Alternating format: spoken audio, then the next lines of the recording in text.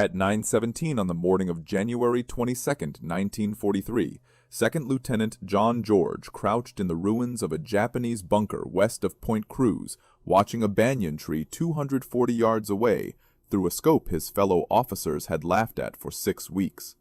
27 years old, Illinois state champion, 0 confirmed kills.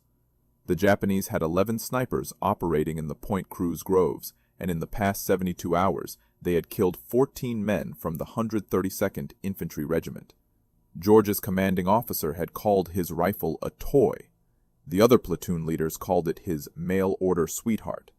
When he had unpacked the Winchester Model 70 with its Lyman Alaskan scope and Griffin and Howe mount at Camp Forest in Tennessee, the armorer wanted to know if this was meant for deer or Germans.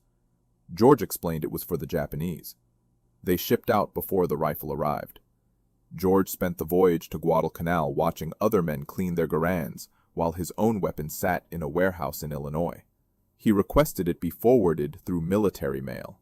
6 weeks later, in late December of 1942, a supply sergeant handed him a wooden crate marked "Fragile."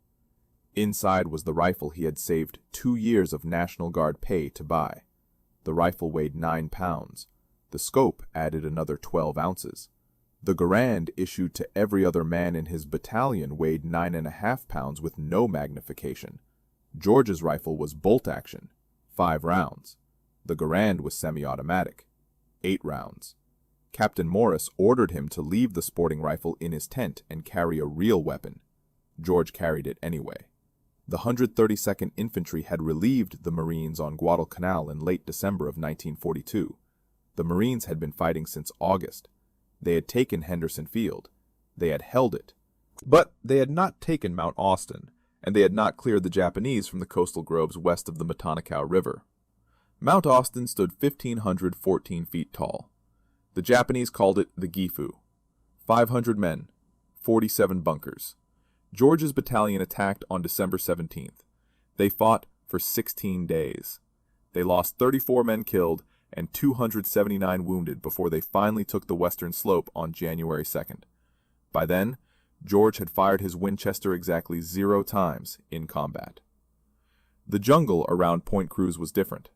No bunkers, no fixed positions, just Japanese soldiers who had retreated west from Henderson Field and dug into the massive trees. Some of those soldiers were snipers. They had scoped Arisaka Type 98s. They knew the jungle. They knew how to wait. On January 19th, a sniper killed Corporal David